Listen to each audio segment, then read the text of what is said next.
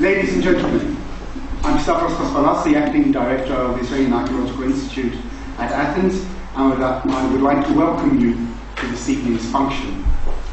I shall deliver the Director's report for 2017, outlining various activities undertaken by the Institute, and then I shall report on work conducted at Zagora on Andros, Paphiopagiogi in Laconia, on Kythera, and at Nea Paphos on Cyprus. Thereafter, I shall call upon our guest, Professor Alistair Blanchard, to deliver this year's annual lecture. I shall like to begin with an expression of thanks to the Ministry of Culture and Sport, particularly to the Directorate of Prehistoric and Classical Antiquities and the Directorate of Byzantine and Post-Byzantine Antiquities, the Ephorias for the antiquities of Western Attica, Piraeus and the islands, of Laconia, and that of Chalkidiki and Mount Athos, as well as to the Foreign Schools Department. Without the support of their staff members, our Institute's fieldwork and the numerous research programs of Australian academics and students in Greece simply would not be possible. Of course, Australians benefited from the good offices of many of the Ministry's other departments and museums, the staff of which aided them in their research endeavours. We are equally grateful to those foreign schools which have facilitated the research of visiting Australian scholars and students, and the valuable support we have received from the Archaeological Society at Athens. In this spirit, I would like to extend our Institute's appreciation to Professor Manuele Papi, Director of the Italian School, for making these premises available to us this evening, and to the staff of the Institute for accommodating our needs. And similarly, to Dr. Jenny Wallensten, Director of the Swedish Institute, for graciously making the Institute's building available to us for the reception that will follow these more formal proceedings. I would also like to express a warm thank you in advance to the very active Friends organisation of our Institute for supporting the reception that will follow, as well as to Her Excellency, the Australian Ambassador to Greece, Ms. Kate Logan, for supplying the fine Australian wine which we shall have the opportunity to enjoy in a short while. The Institute's activities are by no means restricted to Greece alone, as it is also very active in Australia. Of its many Australian-based activities, I shall only mention its major project, the annual Visiting Professorship, which brings to Australia a distinguished scholar to give public lectures and seminars in all the major universities. The Visiting Professor in 2017 was Emeritus Professor Jim Wright, former Director of the American School of Classical Studies at Athens, known to all of you, I'm sure, whose tour, I'm very pleased to report, was a great success. The Institute, of course, also facilitates and indeed enables the research visits of Australian academics and students to Greece and Cyprus by means of scholarships and fellowships. Here I shall only mention two such scholarship holders, both from the University of Western Australia. The first, Milo Rengel, travelled to Greece for autopsy of a number of monuments in his research project on the secularity or otherwise of classical Athenian monuments. And Lindsay Haslock, who here will represent all the scholarship holders for 2017, who is undertaking a study on the impact of Roman rule on urban design in Greece. The Institute's biennial fellowship for 2017-18 was awarded to Professor Alistair Blanchard, whom we shall hear shortly, and Dr. Estelle Strasdens. Professor Blanchard has spent his time in Athens furthering his research on early travellers to Greek lands, while Dr. Strasdens is pursuing the related topic of Pausanias' Greece from early travellers to current scholarship. 2017 also saw the publication of Hellenistic gold jewellery in the Benaki Museum, Athens, by one of the fellows of the Australian Institute, Dr. Mark Jackson. This study and catalogue of one of the major collections of Hellenistic jewellery in the world is a result of a very productive collaboration between our Institute and the Benaki Museum. I would like to thank the staff of the Benaki, particularly Dr. Irini Papageorgiou and Ms. Maria Iliamangi, for all their help, as well as the late Professor Angelos Lenivorias, who actively supported the initial proposal when it was made to him by Professor Alexander Kondiloglu. At this point, I should also mention the current volume of the Bulletin, Volume 14, which has recently been published and which I hope you all now have a copy, as well as the newsletter a number of which appeared in 2017. It is also gratifying that I can report that the Artist in Residence program, initiated by the Institute in 2014, continues. This residency program is open both to visual and literary artists, and it has, in its existence to date, been awarded to practitioners in both fields. In 2017, the residency was awarded to Ms. Melissa Dearson, a visual artist from Melbourne, whose work revolved around the yearning, as she imagined it, of the sixth, long-absent Caryatid. Concurrently, the University of Wollongong sent its artist-in-resident, a doctoral candidate in fine arts, Robert Howe, who also benefited from his stay in Athens. And I show you some of the work he produced while he was here. 2017 saw the continuation of a number of Australian educational programs conducted in Greece, including the 9th Athens Studio, organised by the Architecture Department of the University of Western Australia, which focuses on questions of modern city planning and architecture. Clearly, such programs are instrumental in further developing the educational links, not solely limited to history and archaeology, between Greece and Australia. Though the ancient world naturally remains a focal point, as illustrated by a student study tour organised by Dr. Amelia Brown of the University of Queensland, that visited Greece early this year. And of course, throughout the year, our institute hosted a number of lectures and seminars on its premises. So now to the field reports. And firstly, albeit briefly, northwards to Halkidiki. Associate Professor Tom Hillard of Macquarie University was to return with his team and colleagues from the Aristotle University of Thessaloniki to Toroni to undertake geophysical investigations. And here I've outlined the area of the ancient city. So geophysical investigations to the north of the city's remains, excavated by an Australian team under the direction of Professor Alexander Kambitoglu from 1975 and into the 1990s. Professor Tom Hillard's aim was to better understand the configuration of the ancient city's harbour in the Asimanis floodplain, a harbour which must have been a vital element in the city's economy. Unfortunately, owing to a severe storm which caused unprecedented damage and flooding, the season had to be postponed as the terrain was saturated, and I owe these photographs to the kindness of Konstantinos Kouvaridis. Professor Hillard and his team hope to return to Toroni later this year to conduct this fieldwork. In June 2017, Dr. Hugh Thomas conducted the Zagwara infrared photogrammetry project at the early Iron Age settlement of Zagwara on Andros, the focus of large-scale excavations by Australian teams since the 1960s, which have examined the fortification wall, a number of houses, and the sanctuary of its later temple. Dr. Thomas's aim was to record both the site and the surrounding region in two photographic wavelengths, regular light and infrared, alternatively known as thermal photography. The various areas so examined are shown on the slide. Dr. Thomas's aim was to use this remote sensing so as to reveal exposed and subsurface remains in the areas surveyed. The regular photography produced highly detailed orthographs of the site and the surrounding hills. It also allowed for the first documentation of rows of uncharacteristically large stones that Dr. Thomas suggests may purposely point towards the site, indicated on the image on the right by the blue line that intersects with the settlement's fortification wall, outlined in red, encircled in red. The results of the thermal photography, primarily conducted from a drone, but also from poles, were more varied, though I shall only refer to a few instances here.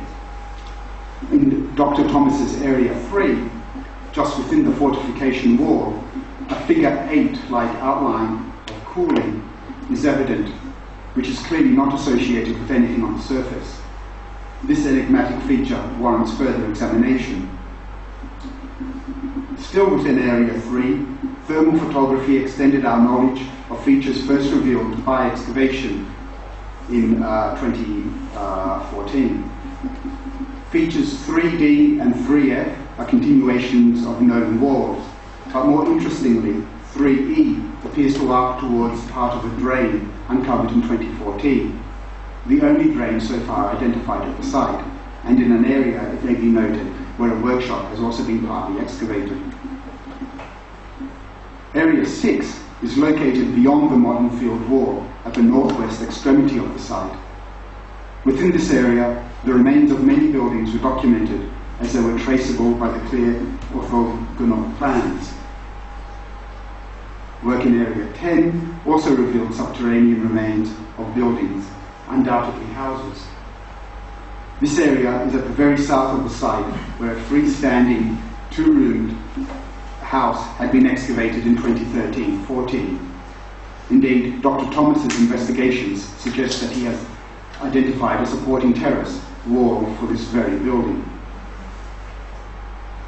I have only mentioned a few of Dr. Thomas's findings. Importantly, they reinforce the view that a very large percentage of the surface area of the ancient settlement was built over, and they undoubtedly will aid in the planning of future excavation and survey work at this important site. We now travel southwards to Laconia and the Vafiopa-Lopeti survey project conducted about 8 kilometers south of Sparta. The survey is directed by Evangelia Banu, Director of the Euphoria of Antiquities of Laconia, and Professor Louise Hitchcock of the University of Melbourne, with sponsorship from the Institute of Aegean Prehistory. The project's origins lie in the study of a conglomerate quarry with an in-situ Mycenaean column base examined and published by Louise Hitchcock and her collaborators. Its aim is to situate Vafiopa-Lopeti within its broader context of space and time, and to gain a better understanding of how the site emerged and interacted in its local, regional, and wider Aegean contexts, particularly during the Bronze Age.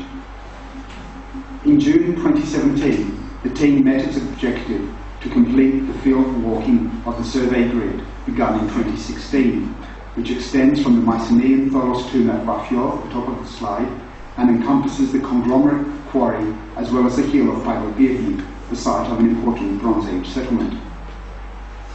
The survey has produced much material that will improve current knowledge of the area and its settlement use, as it has discovered final Neolithic, 4500 to 3100 BC, classical and Byzantine remains, and it is enriching our understanding of the area in the locally better known early through to late Bronze Age periods. Thus, all periods except the late Helladic 3C, 1200 to 1100 BC, and Roman have been clearly represented in the area.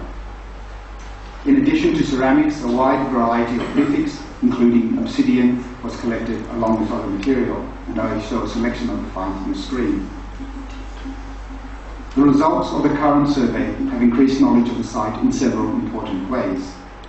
The collection of diagnostic Neolithic sherds adds to the single unpublished final Neolithic fragment found by Waterhouse and Herb Simpson many years ago. Early Palladic material, ceramics, animal figurines, and lithics were found in significant numbers on the northwest slope of Pylopirthi. The Middle Helladic period, 2000 to 1700 approximately BC, is represented by ceramics on the left, as is the well-evinced late Helladic period on the right. The team's discovery of a variety of classical and Byzantine remains in the far southwest corner of the survey grid documents periods previously unknown or very poorly known at the site. Furthermore, the survey recorded 96 conglomerate features that demonstrate that the quarrying activity, first indicated by the in-situ column base, which instigated this research project, was far more extensive than previously thought. Importantly, some of the conglomerate features may be the remains of chamber tombs with associated late Helladic III ceramics. The team's survey has confirmed that Vafio-Pylopirthi was an important Bronze Age settlement, with Pylopirthi at the center of an extensive habitation area, particularly during the early Helladic II and Mycenaean periods. It has also provided important new evidence on the archaeology of the wider Eurotas Valley in other periods as well. On Kithera, the Australian Paiokara Kithera Archaeological Survey, directed by Professor Timothy Gregory, Dr. Lita Jotopoulou Gregory and myself, focused on the northern part of the island, and mainly on individual sites identified in earlier seasons. Only a number of these will be mentioned here. The basic investigative method used was pedestrian survey with DGPS points noted and supplemented by drone-based aerial photographic coverage, as well as documentation of specific structures. At the site of Yerakari, Pirros, we completed the survey around the hitherto undocumented medieval tower and plotted the remains of an absidal building, a church, directly to its north. On the basis of both the ceramic evidence noted and the architectural details of the two structures, they are to be dated to the 10th to 11th centuries AD, the same period to which the Australian team has, in previous seasons, dated the remains at Ayos Yorgos Kolokifias. The very poorly known early medieval period of the island is thus coming into sharp focus. It may be noted that a few pottery fragments at Yerakari that date even earlier, 6th or 7th and 8th centuries AD, were noted, but it is still unclear whether they were brought subsequently to the site or if they testify to an earlier occupation. The hill of Theodorakia at Karavas produced interesting material from far earlier periods. A significant amount of prehistoric ceramics was found on the hill, which is characterized by its good sight lines over the straits to the mainland. The most readily identifiable prehistoric material dates to the Middle Minoan period. Archaic and classical finds were also made, so underlining the site's use in various phases. Slag, the refuse of metalworking, was also documented, as were stone grinders and small man-made depressions in a number of outcrops, which have prehistoric, possibly Bronze Age parallels elsewhere, such as Attica, Salamis, Methana, and on Crete. At the valley of Croteria, northeast of Podamos, our investigations were focused on an open area immediately adjacent to a cliff face, with rock shelters, as seen in the drawing, where ceramics and stone tools were located in notable numbers. The oldest pottery may date back to the Neolithic period. Most of the ceramics appear to be Minoan and classical in date. It is planned that more work will be undertaken here, particularly a closer study of the lithic material, which may be particularly early. In the northern reaches of the Australian survey area, 3 largely prehistoric sites were located. At Furnospilia, pottery, some of which is definitely Minoan, and slag was found in association with rock shelters, which were in use until quite recently. The site of Lutzis is characterized by large amounts of Minoan pottery, though some classical was also found, as were man-made grooves and depressions in the bedrock. Finally, at Caminos Stenos Campos, a rock shelter was found to contain middle to late Minoan ceramics. And it appears that the shelter itself had been modified in the past to accommodate human activities. To the south, closer to the center of the island, the plateau of Tholaria Corones at Amutses, which is encircled by dry stone walls, provided evidence for other types of human activity, both on its surface but also in rock shelters at its base. Among the evidence documented were large amounts of ceramics, mainly Bronze Age, early Hellenic and Middle Minoan in particular, as well as some classical material, and most notably of all, evidence of quarry work. The survey results of 2017 have both refined our knowledge of sites already known, but also revealed new ones. The amount of prehistoric material, Middle Minoan and earlier, in northern Kithera is notable and calls for further examination, while the early medieval remains documented have thrown light on a very poorly known period on the island, with implications for the wider region. I turn now from Kithera to Cyprus, specifically to Nea Paphos. The Paphos Theatre Archaeological Project directed by Dr. Craig Barker, works at the site under the auspices of the Department of Antiquities of the Republic of Cyprus, and is supported in its work by the Australian Archaeological Institute at Athens and the Nicholson Museum at the University of Sydney. The theatre was used for over 6 centuries between its construction at the foundation of Nea Paphos in circa 300 BC until its final destruction by seismic activity in the 4th century AD. In addition to the theatre's architectural development, the urban infrastructure of the theatre quarter has been of interest to the project, with a Roman period road partly exposed, an infame seen here in the reconstruction, and a complex series of water supply channels having been identified in recent seasons. Beyond archaeological fieldwork, 2017 was a busy year in Paphos, which hosted the Paphos 2017 European Capital of Culture Festival, and the Australian Mission was involved in a number of key projects. The International Colloquium, Nea Paphos and Western Cyprus, New Archaeological and Historical Perspectives, was held in Paphos whilst the field season was taking place. A number of papers were presented at the colloquium by senior members of the Australian team that focused on the site and covered topics such as theatre architecture, urbanism, glass production, Roman frescoes, and the medieval sugar industry. In October, the project also hosted a major art exhibition, Travellers from Australia, as the sole Australian contribution to the Paphos 2017 festival. Curated by Professor Diana Wood-Conroy and Dr. Craig Barker, this exhibition explored the links between contemporary visual arts and archaeological practice. And now to turn to the 2017 fieldwork at the site, in which 3 trenches were opened, all in the southeast. Work continued in a large trench that had been opened over the road which led to the theatre. In 2017, the team successfully defined the complete front wall of the Nymphaeum, a major water feature that formed part of the theatre complex. The Nymphaeum itself is over 20 metres long and 5 metres wide, and the masonry of the structure was considerable, with the walls over 1 metre in width. It was constructed in the earlier part of the 2nd century AD and demonstrates its builder's ability to control water and create artificial environments. A marble block and plaster lined basin in front of the Nymphaeum would have allowed travellers to refresh with water from the fountain. A second trench investigated a wedge of soil between the rear of the Nymphaeum and the foundations of the Antonine Theatre expansion that dates to the latter part of the 2nd century AD.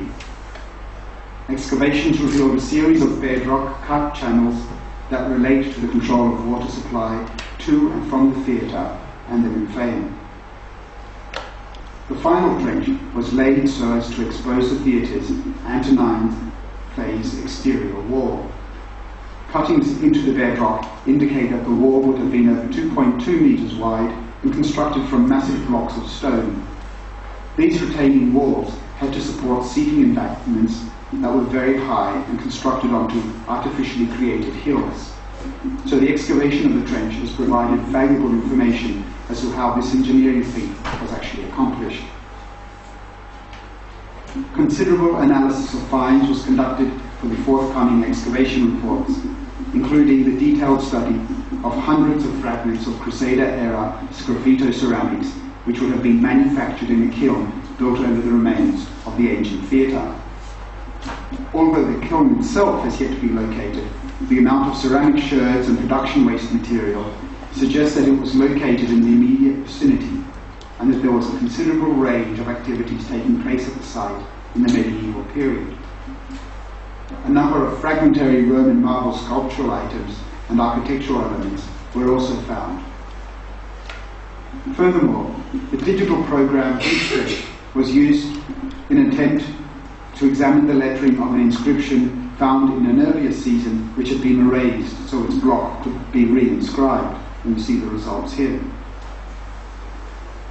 Advances were also made in a project that started in 2015 when the project surveyor, Guy Hazel, started creating an orthophoto image of the site and the surrounding area by using a 5-meter high pole camera More than 5,000 individual images have been stitched together to create an orthographically correct 3D image, which will allow measurements to be taken to a remarkable degree of accuracy.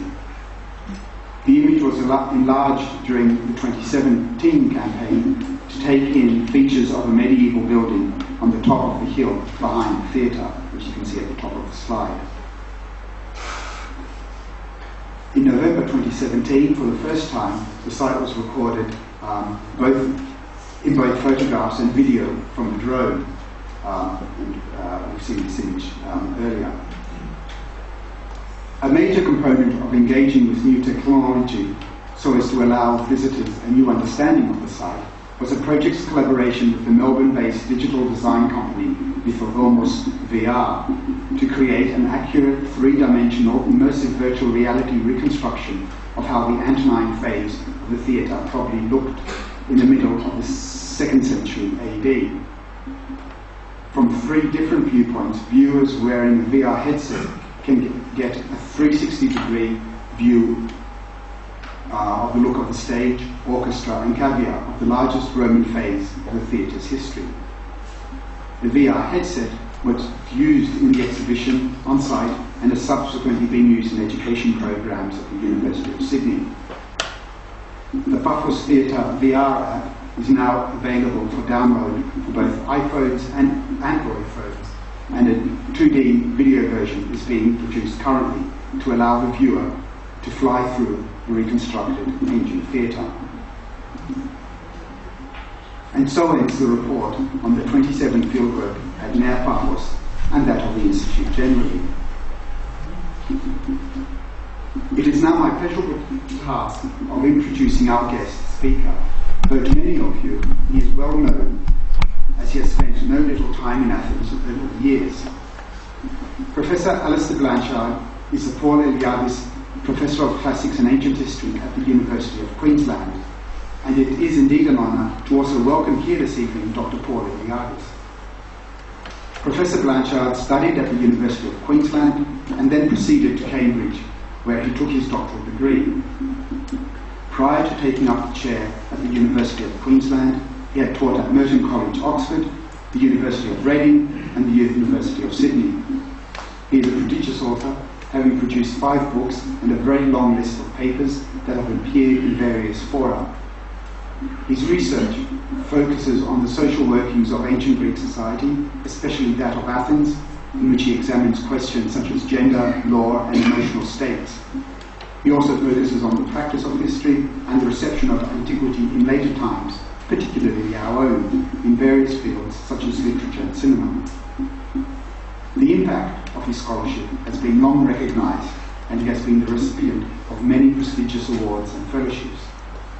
This evening, Professor Blanchard will take us back in time, and it is my pleasure to invite him to deliver his lecture, Were the Ancient Athenians Ever Lonely?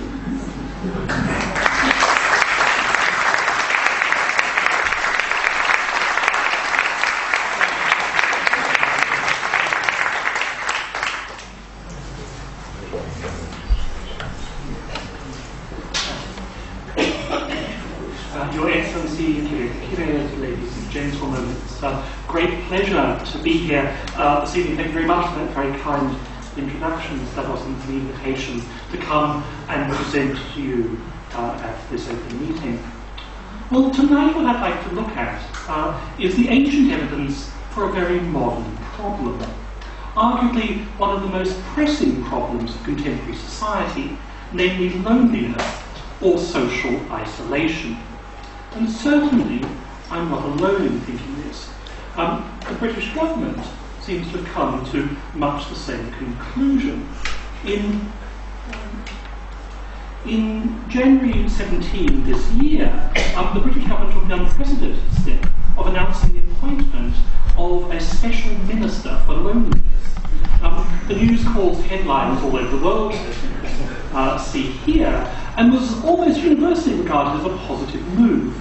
Part of the reason for this very positive response was the growing awareness about the tremendous problems social isolation causes in terms of health, poverty and crime. Socially isolated individuals tend to be sicker, live shorter lives, are more prone to suicide, alcoholism, and violent crime. Moreover, it seems to be a problem that is getting worse. The most public and kind of contemporary popular manifestations of the problem are those sort of horrific, ghoulish stories about people dying alone and not being found for months, in some cases years. Indeed, there have been so many of these stories that there's now a kind of subgenre of news story, namely the story of the lonely woman who dies eaten by her cats, which is effectively a sort of literary genre in its own right. Indeed, the topic has become so popular that there are even advice columns dealing with questions from people genuinely concerned about the possibility of dying alone and being eaten by their pets. Would your dog eat you if you died? The facts, says National Geographic. While online portals such as Quora routinely have people submitting queries along the lines of who would eat me first, my dog or my cat? And indeed, if you follow the debate, there's quite a lot of the evidence is actually quite conflicted. Conflicted not so much about whether your pets would eat you, that's almost certainly going to happen, but rather which pet would start first. While the evidence is unclear, so far the evidence seems to be that you're possibly better keeping a dog than a cat. In a few cases, dogs seem to have exhibited loyalty, whereas so far there is no recorded evidence of a cat exhibiting any loyalty.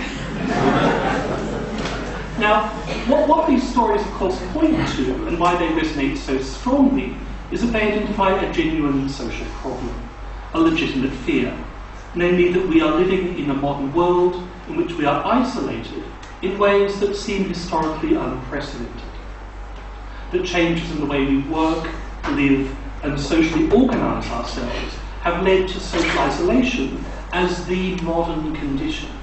The family has gone subnuclear. Increased wealth in the West means that we can live alone in ways that were previously impossible for earlier generations. Increased freedom of movement means that we no longer have or maintain the stable networks of relationships that we did in, say, the middle of the last century. Indeed, research shows that each time you change city or country, your network of relationships ever decreases and diminishes. So you have new people in your life, but they tend to be fewer and not as close. Yet it's worth observing that the concerns about the ever-increasing levels of social isolation in society are not all that recent. It was the French sociologist Émile Durkheim, who one of the great founders of the discipline of sociology, who first associated the idea of social isolation with social problems. In his 1897 study of suicide, Durkheim identifies two causes of suicide that he particularly associates with modern industrialized communities. What he identifies are what he calls the egoistic trend, which sees increasing focus on individuals, so much so that individuals no longer have bonds with other people, and what he calls the anomic, that is to say, the idea that individuals no longer have the same deep roots or connections within the society. And both of these kind of conditions, this focus on intense individualization as well as this lack of embeddedness within society, emerge when figures are no longer able to be integrated, and there's no longer the sort of organic cohesions that hold people together. A key piece of data, for example, for Durkheim, were the increased rates of suicide amongst Protestant as opposed to Catholic communities. When he saw the more integrated and regulated Catholic communities as opposed to the more solitary, individualistic Protestant religious practice as being a very decisive factor. And further support for social isolation and its connection with suicide was provided by the fact that you were more likely to suicide if you came from a small family as opposed to a larger one, or indeed if you were in fact unmarried. Again, it's this lack of social cohesion that was impossible for Durkheim. Now, while psychiatrists have expressed a lot of concern about Durkheim's study and the data he was driving from. These days, I think no one would regard Durkheim as the definitive statement on suicide. Nevertheless, his broader points about social cohesion have been taken up and proven extraordinarily influential. In particular, his idea of anomie, this sense of ruthlessness, this unwillingness to engage in the formal structures of society, have been defined as the quintessential modern moment. That's what defines modernity. Modernity and loneliness go together. Cheering stuff. So if loneliness is then going to be seen as the defining issue of our age, it then becomes a question, I think, to ask, does loneliness have a history? How far does loneliness go back? What forms does loneliness take? Was it marginal or central to the lives of earlier forms of existence? To use the question of my title, were the ancient Athenians ever lonely? Now, I should at this point confess that I have absolutely no way of getting inside the heads of the ancients. Whether an ancient Athenian felt an emotion such as loneliness, and whether their emotion maps onto the emotion that I identify as loneliness, seems to be a very difficult, almost impossible thing to determine. But rather what I think we can determine is whether there existed the sort of social preconditions that promote loneliness. And in this sense, I'm using sort of social isolation as a proxy for loneliness. The question then becomes, what are the social conditions that lead to the production of lonely individuals? And is this something that could be identified? Do social structures serve to isolate individuals? Do they bring people together? Do they make autonomous existence possible or not? Is autonomy and individualism problematized or celebrated? And so what I want to focus on in this lecture is on social structures and social rules rather than individuals. That said, before we leave individuals, I should make a linguistic point that if an individual did feel lonely, he would have actually had quite a hard time expressing that emotion. Ancient Greek has a rich, complicated vocabulary to denote the various kind of registers of love and affection. Think of the extraordinary degrees of inflection and nuance between agape, eros, philia, and storge, right? The language and vocabulary of love in classical Greek is rich, it's deep, and it's highly calibrated. In contrast, the vocabulary for loneliness is stunted, and it's not particularly well suited for purpose. That is to say that you can construct a vocabulary for loneliness, but it's only by kind of co-opting words, erimos, monos, that are more normally used to indicate ideas of sterility, singularity, physical isolation, or individuality, rather than the sort of negative emotional state. The modern Greek word for loneliness, words such as monaxia, for example, are not effectively attested much before the 12th century AD, where in fact it emerges as Christian writers.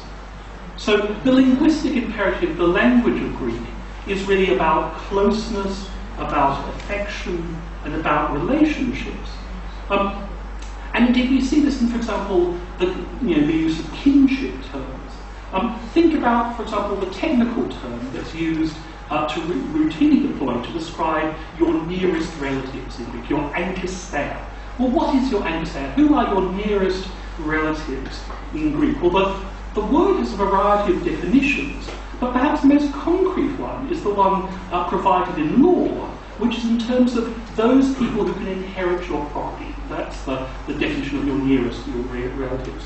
Now, when we turn to this, the technical definition of your nearest and dearest, we see that in fact that's a definition that's pretty expansive.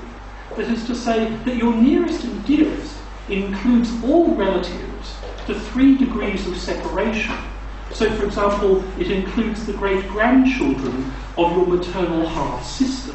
Right? Now that's a big family of nearest and dearest. It's a sort of Christmas from hell.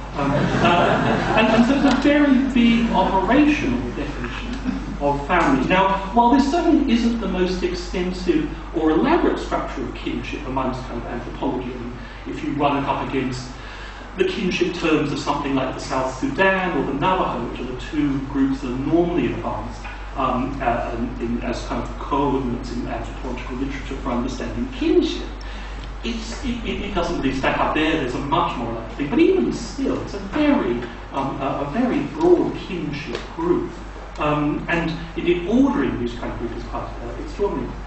So the ancient Athenian finds themselves bound by a network of relationships that were practically impossible to escape.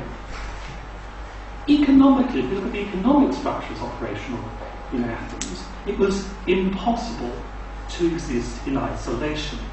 Studies, for example, of labour and farming practices show just how interdependent farming communities were on each other's support, especially in times of economic crisis.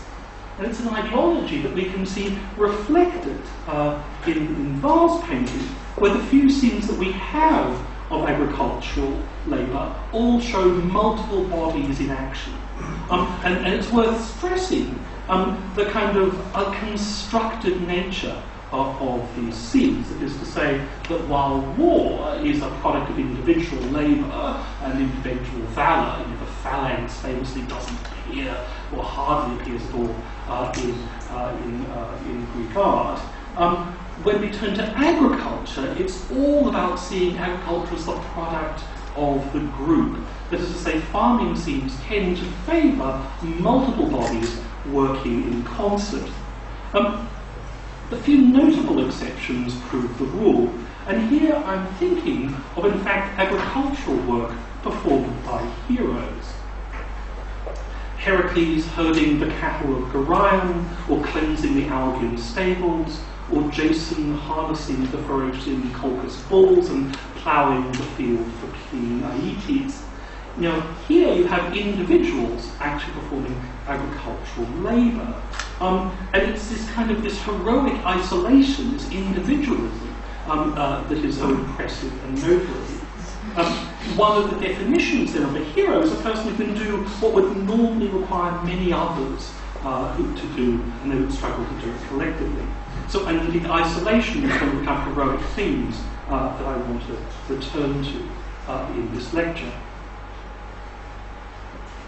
Good neighbours were crucial to survival on the land, and bonds amongst them were often strengthened by intermarriage, as numerous studies on ancient Athenian marriage patterns show. The literary picture about life on the land is much the same as the iconographic. Here, the requirements of cooperative labour seem to have encouraged, at least in the minds of Athenians, the creation of a rather egalitarian farmstead, of all figures kind of bound together for common good. And certainly that, at least, is the stereotype presented by Theophrastus in one of his series of character sketches. Those of you who know the characters, this is a series of pencil sketches of kind of the kinds of figures that populate Athens, and one of them is the agroikos man, the sort of the country bumpkin, the hillbilly, the man from the land. Now, here, Theophrastus notes the easy interplay of co-workers as one of the defining features of life on the farm. Theophrastus tells you there are three ways to spot a country person. The first is he has bad breath. The second is that he wears shoes that are too large for his feet. But the third is the man's ease of conversation with his slaves and farm workers. So he says the country dweller is the type who consults with his slaves on important matters and sets out all the affairs of the assembly to the hired labourers working on his land. So this idea of a very egalitarian farmstead. Indeed, this spirit of egalitarianism is presumably what underpins a later double entendre in the text about the farmer and the cook, where a joke is made about helping her to grind the grain, which is presumably in a sort of sexual sense, and then handing it out to the rest of the household like a servant. So the cookies and juices without anyone noticing, and having ground the daily meal with her, this is double entendre, he distributes it to himself and the household. The same situation seems to operate within the sophisticated city economy, although here different factors are at play. Within the agricultural sector, it's the nature of cyclical labour demands that brings people together to harvest, sow, etc. Within the urban economy, this degree of interdependence is brought about by the increasing specialisation of the workforce. The high degree of specialisation within the Athenian economy means that individual households often had to rely on each other or were not self-sufficient. The necessary demands of chains of suppliers and distributors and component producers. Famously, it's been pointed out that these 6 different professions, for example, are required to construct an upmarket clinic, for example, means that really economically no man could afford to be an island. Partnerships, often with multiple members, help spread economic risk, especially for overseas trading ventures, and also the Athenian state.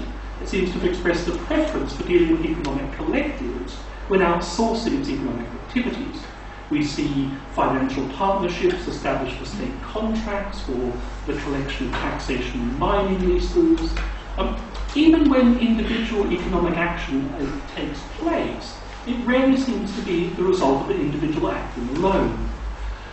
Any kind of big economic decision normally results in gathering all your friends and relatives around to discuss whether, in fact, this is a good idea, whether you should be proceeding or not. So there's a real sense that no one is economically an island, no one is economically operating individually, but rather is reliant on a kind of larger collective. And living arrangements contributed to produce a similar effect. Nobody lives alone in the ancient city. They are normally surrounded by family and at least very least slaves. Moreover, analysis of domestic space produces a picture of domestic living that is simultaneously impermeable and also at the same time quite porous. Examinations of domestic space routinely stress the privacy of house design and show the demarcation of public and private space. And certainly this is true if you look at the standard floor plans. So we've got a couple here, the houses C and D from by the Great Drain, and then the complex of houses from the Areopagus. And we can also look at the houses and annexes as reconstructed by Thompson from the north foot of the Areopagus. And what you see when you look at them is that it's certainly the case that the entrances often serve to create this sense of visual privacy, either through this use of corridors and so forth. And so certainly these houses are private, but they're only private up to a certain point. That is to say that they're private only if you judge privacy in the sense of being able to physically observe an action. However, given that the domestic architecture is so often contiguous, it's pretty clear that in fact the sounds and smells of one house were pretty transmissible. Ancient comedy, for example, is full of instances of neighbours being able to smell the cooking of the people next door, or feature neighbours who turn up having heard a scuffle or a commotion from next door.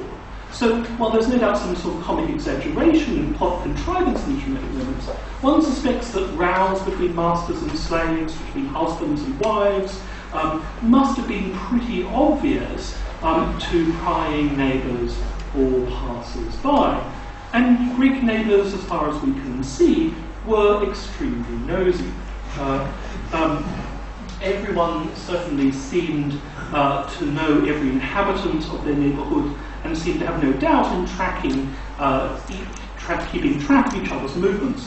For example, a speaker in Lysias on the olive stump expects his audience to nod with recognition when he laments about neighbours who find out from each other, not only those things that we want to keep public, but those things that we endeavour to keep private as well. Your neighbours know all your secrets.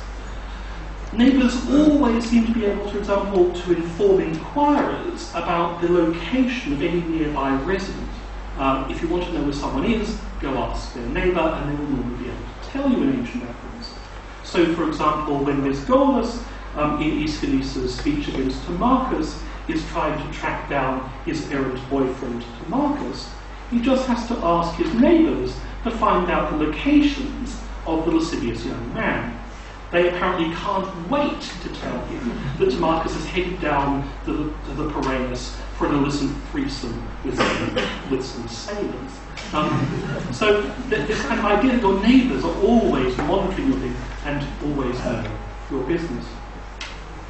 Indeed, on the subject of sort of orgiastic or pleasurable behaviour, it's worth stressing that the regimes of pleasure that operated in ancient Athens did not encourage solitary behaviour. Of course, just to make the obvious point, the symposium, with its often highly regulated rules about the sharing of cups, conversation and fun, is of course paradigmatic in this respect. Indeed, if we're to believe the vases, you couldn't even vomit alone. There was always someone around. So typical and prevalent were these customs of sharing that their absence was remarkable and requiring of explanation. For example, on the second day of the Athenian festival of the Amphisteria, citizens famously do not share their cups, but rather have an individual cup, and each drinks alone. Now, this is clearly a deliberate kind of ritual inversion of how things are supposed to be. But the origins of this state of affairs supposedly lay in the reception that Orestes received on arriving in Athens. Orestes famously having killed his mother and avenging his father, arrives polluted in Athens, and no one wants to share a cup with a polluted individual. And so, in memory of the moment when Orestes drinks alone, so he's given an explanation for the second day of the Amphisteria. Now, the peculiarity of Orestes' situation serves to highlight just how extreme this kind of solitary drinking is. That is, that only a kind of refugee matricide laden with the pollution of crimes gets to drink alone. That's what you have to do, as it were, to set the bar to be able to drink by yourself. Enjoyment was always found in the company of others. Mass entertainments, of course, predominate. Athenian festivals mobilised in doing so enact the community. The great processions associate major festivals ensured that every member of society had a role to play. Finding solitary pleasure is comparatively hard in Athens. The Phaedrus opens with Socrates encountering the young Phaedrus wandering alone outside the city walls, reading the text of a speech by Lysias. However, the scene is hardly the most ringing endorsement of the pleasures of being by oneself. Curiously, Phaedrus is initially reluctant to admit that he's in fact alone by himself reading. Instead, he pretends to Socrates, when pressed, that in fact he hasn't been reading, he's just come from someone else's house. He's very embarrassed by the fact, and very shamed by the fact, that he's been found wandering alone, reading. He doesn't want to be seen, in some sense, to be a kind of sort of weirdo. Because this will be important for the second half of the Phaedrus, which is all about the status of texts and so forth. But there's a real anxiety about actually being found by himself alone reading a text. The figure who desired to live alone was one treated with suspicion. Only heroes get to live alone. One of the epithets of Hercules was Hercules Monoikos, the one who lived alone. Indeed, it's from a shrine of Hercules Monoikos that modern-day Monaco gets its name. Indeed, the whole trajectory of the Hercules myth cycle is about the inability of the hero to be properly incorporated into society. Right? Every the relationship, whether it's with Megara, whether it's with Neaira, always ends up in murder and bloodshed. Heroes can't live in society. However, for mortals, the choice to live alone was in fact to open yourself to mockery. We have a number of comic plays that take as their title the loner, the monotropos. One by Phrynichus came third behind Aristophanes' Birds in the competition at the Great Dionysian in 415 BC. A fragment of the play gives the list of attributes of the loner. The loner is unmarried, sharp-tempered, without humour, has no skill in conversation, and is self-opinionated. The most extended of these comic attacks on the figure of the loner is, however, in Menander's play The Discalus, the kind of grumpy old man. The first time we encounter the kind of key figure, Nemo, the misanthropic character of the play's title, he assaults the audience with a paratragic blast about how he wishes he was like Perseus and able to avoid people through winged sandals, or better yet, he could make people silent and immobile by holding up Medusa's head. Lines, you have the opening lines. Discalus is very opening lines from the play. His desire is to live alone, cut off from the world. He's a monster, right? In this sense, he's very much like the Cyclopes of the Odyssey, who live on high peaks in caves, each one making laws for his wife and children, and having nothing to do with his neighbours.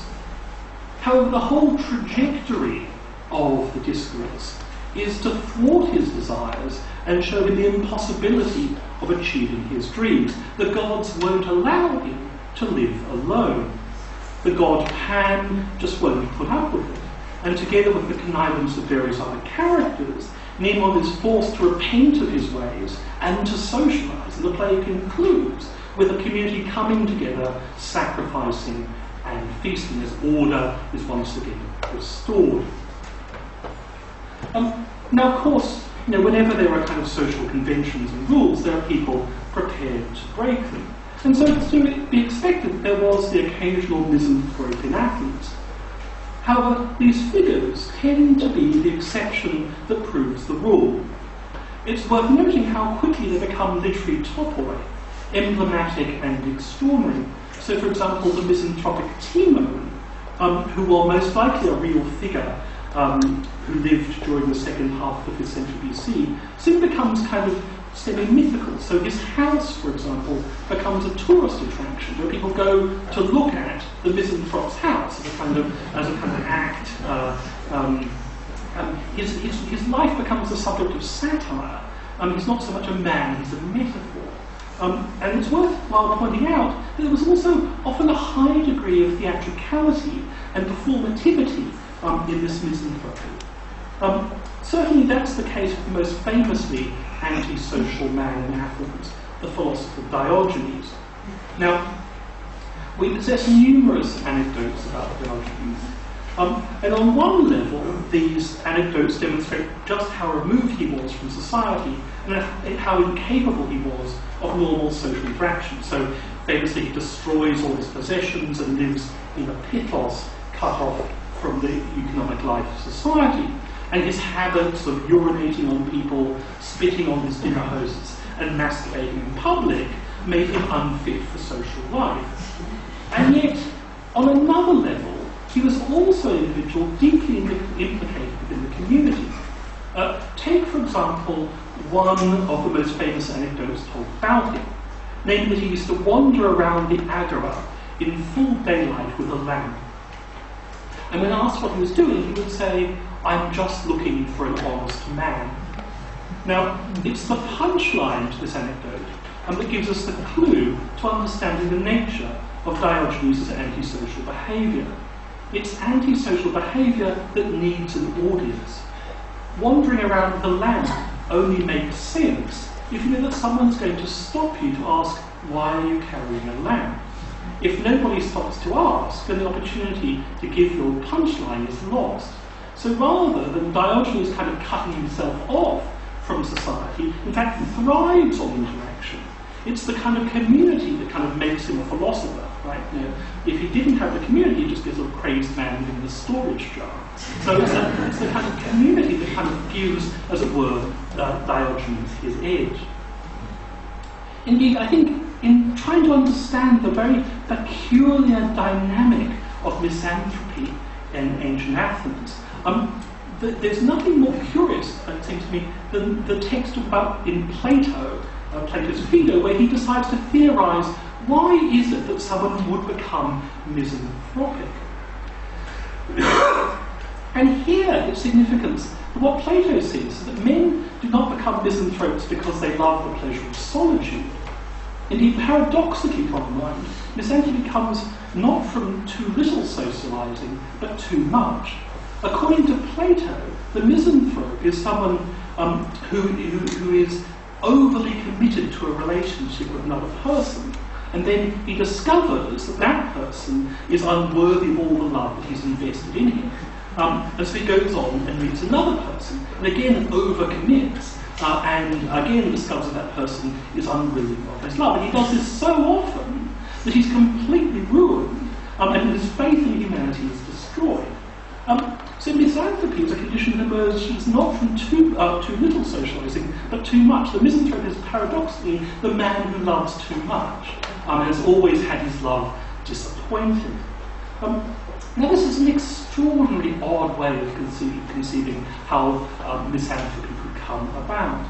But it's very much, I think, in keeping with Plato's own very ideas about philosophy being very much a community activity. Indeed, this is arguably one of the definitive features of Greek philosophy, is that Greek philosophy is not a solitary practice, but it's a community practice, either as dialogue, as Plato famously structures it, or if you look at the pre-Socratics, as a series of public lectures, right?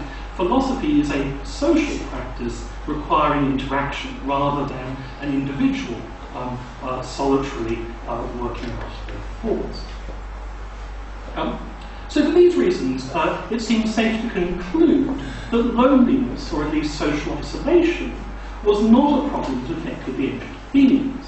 And we might therefore expect, and indeed the evidence seems to support this, that we don't find the associated social ills, impoverishments and crimes that attend socialization. Rituals, social practices, economic structures, legal structures, philosophical structures, structures of thought, all of these are sending us architectural ways of structuring the life, of the physical life of the city, all point us in one that seems to be a very clear direction. Well, is that the only thing that loneliness can teach us? I think not, and this is my sort of brief answer to the question of also what.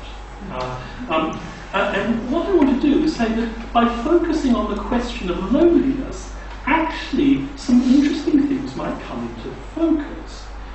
And they might be also, by thinking about this background to sociability, quite useful for thinking about a few things. It might draw our attention, for example, to those occupations which are unusually solitary. And here I want to give us, for example, a case on shepherds. Now, shepherds within the imaginary life of the Greeks occupy a particularly important place. We might want to start to think about why it is that shepherds feature so prominently in mythic narratives. Far more than any other profession, they are the actors and agents in mythic narratives. The paradigm here might be, for example, something like the Judgment of Paris, where it seems curiously important, almost overdeterminedly so, that this Prince of Troy be first a shepherd, or at least function as a shepherd, before the goddesses appear. A fact that the iconography never lets us forget, frequently providing sheep or hunting dogs to populate the scene. So Paris as shepherd seems to be important iconographically and certainly narratologically to the story. Well, why? What's so special about this bucolic isolation? Why do you need to be alone in the countryside before gods appear? whether it's the goddesses before Paris or Pan before Pheidippides as he writes from Marathon. Why is it that isolation seems such an important element in the aesthetics of Epiphany? And I think we start to think about these kind of strange, isolated, solitary figures come into relief once we kind of focus on the intense sociability. We might like to think about why shepherds are, or the role that shepherds play in the development of bucolic literature or bucolic thought in general. A literature produced by urban elites for the consumption of urban elites, but which takes as its conceit the solitary world of the shepherd and his flock. Why does the shepherd become an idealised figure? Is there something about the desire to escape the numerous attachments? Is there some sort of fantasy fulfillment in the world of the shepherd in the way that Marie Antoinette would kind of be a shepherdess? Well, that's one thing I think we could do, is to think about isolated individuals and how they feature in against the background of intense socialisation. But there are some other things I think we could do. It might also, for example, draw our attention to those moments in the life of a citizen when he found himself isolated from his networks of friends and family and might be feeling especially vulnerable.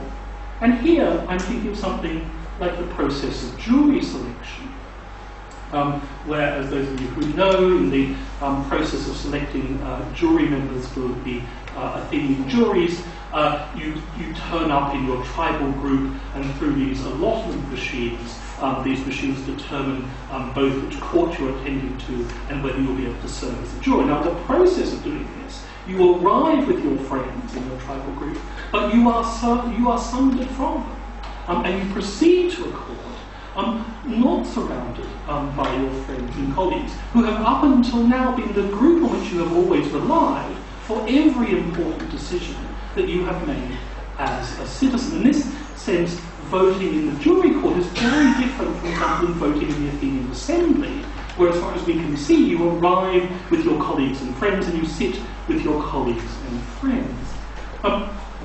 And so it seems to me that actually the process of decision-making process as a juror is a very different kind of process than one that you would normally interact as a citizen. And it seems to be no accident that we in fact find the rhetoric of speakers precisely playing on the kinds of anxieties you may well have found about, everyone in this room is lying to you, you have no way of telling the truth. If you look at the rhetorical techniques being used, then they really play everything matters that you get this decision right. Everyone will know how you voted, even though it's anonymous. You will have to be facing the consequences of your actions. Incredibly high pressure, anxiety-inducing rhetoric for individuals who up until then have always had friends to rely on, friends who can take collective responsibility. We decided as a family to do that. Well, no, not here, not now. Single individual citizens. So that's again, I think, something which comes into focus once we think about sociability, networking, and isolation. It might also help us better appreciate classical texts. And I want to finish with just two examples. The first comes from comedy. I've mentioned already that the loner figure was certainly the subject of a number of lost comedies, but he's also helpful for us for understanding our extant comedies as well. And the example I want to use is the opening scene of Aristophanes at Carneades. Now, for those of you who know this play, it begins with Dicæopolis, a solitary Dicæopolis, arriving on stage into what is supposedly the Athenian assembly. Now, to the audience, it must have seemed extraordinarily strange that a man arrives by himself, without neighbours, without male family members, into the assembly. This just doesn't happen. As far as we can see, you turn up with your friends to the assembly. Socrates, for example, complains constantly that Critobulus won't go to the assembly without his friends. Now he's always kind of pressing them and getting up at dawn to go to the assembly. This must have been the case for people travelling from rural deans who are highly unlikely to have made the jury alone. So this very odd moment to the Athenian audience of a single figure arriving alone to the assembly, and the oddness of him is further highlighted by his behaviour. He kind of burps, he farts, he kind of does all these sort of mad lamentations. He becomes very much a kind of loner figure. And this crazed figure alone on stage significantly presages what is going to come in the play. That is, that Dicapolis begins the play in isolation, and in fact the play is all about a man trying to segregate himself off from the state, because the conceit of the play is that Dicapolis then manages to get his own private peace treaty with Sparta. And so the plot of the play is all about this man removing himself from society.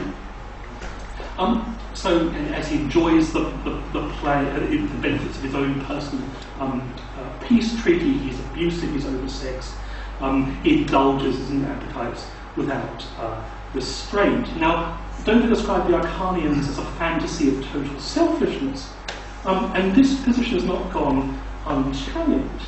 But it does seem to me that the opening scene begs the question, what type of man turns up to the assembly by himself?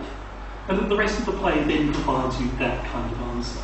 And I think it's that kind of solitariness that I think comes into view when we look at it. The intense sociability of the Athenians should draw our attention to even more to those figures that aren't sociable or aren't surrounded by friends or family. As we can see, I think it helps us with understanding some of the nuances in comedy. The same goes for tragedy, which provides my second example. Tragedy is, of course, a genre all about and concerned with the isolated individual. Take all those kind of classic isolated individuals of Athenian tragedy: Philoctetes abandoned on the island of Lemnos, Prometheus chained in isolation in his mountains, although weirdly not isolated, because everyone seems to, in the course of Aeschylus Bound, just keeps turning up there. It's the most unabandoned mountain top ever. What I want to think about is one figure in particular who I think really is used by dramatists to explore the notion of loneliness. And that is the figure of Electra. And here what I want to do is just contrast the appearance of Electra in Aeschylus' Coephoroi with Sophocles' Electra.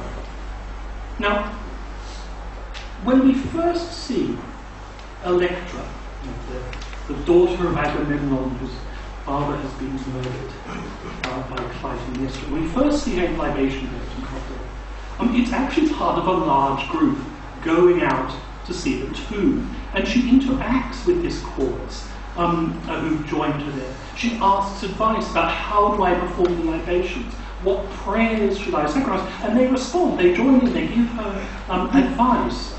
And in the way the chorus interacts with Electra, it's much the same way that we might expect groups to act when attending the tomb. There's some signs of strain, but what strikes me most importantly about the Coephoroi is the way in which we see as kind of normal, routine behaviour at the tomb in the most unusual circumstance. But contrast that with Sophocles' Electra. In Sophocles' Electra enters alone on stage. She laments her lot and declares there will be no end to her tears and lamentations. Should the elements permit, she will wail unceasingly till the end of time. But isolation is painful. When the chorus of Mycenaean women do turn up, there are tensions. They try and stop her from lamenting. They question whether she's doing the right thing. They try and get her to forgive her. How much more poignant and pathetic this scene must have seemed to our sociable Athenians. Aeschylus gave them a scene they could recognise from their own funerary rituals. Aeschylus made that death familiar. In Sophocles, we find it defamiliarised. In contrast, Sophocles takes them to a dark, barren, and importantly, unrecognisable place. a place whose true horror we can only appreciate once we understand how unique the position of Electra is. That is to say that in Athens, no one deserves to be alone. To be alone is to be where tragedy begins. Thank you.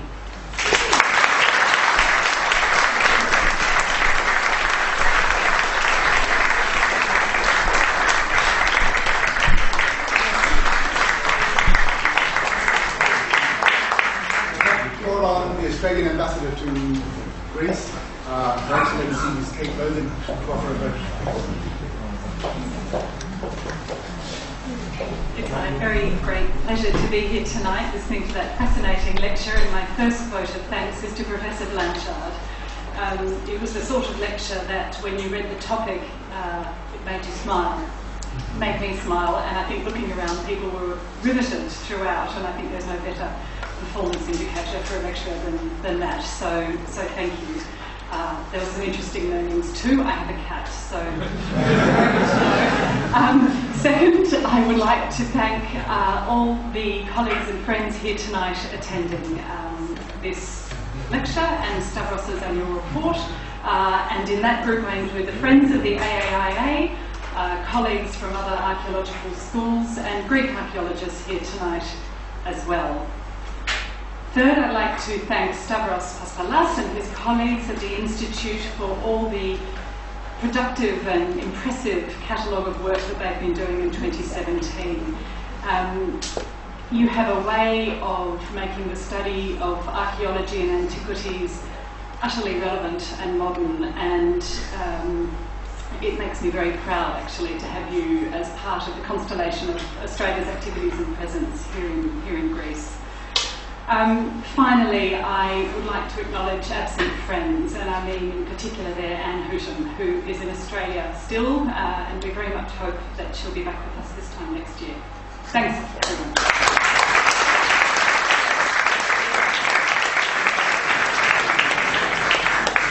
Now I'd like to invite you all to a reception that will be held at the Swedish Institute around the corner.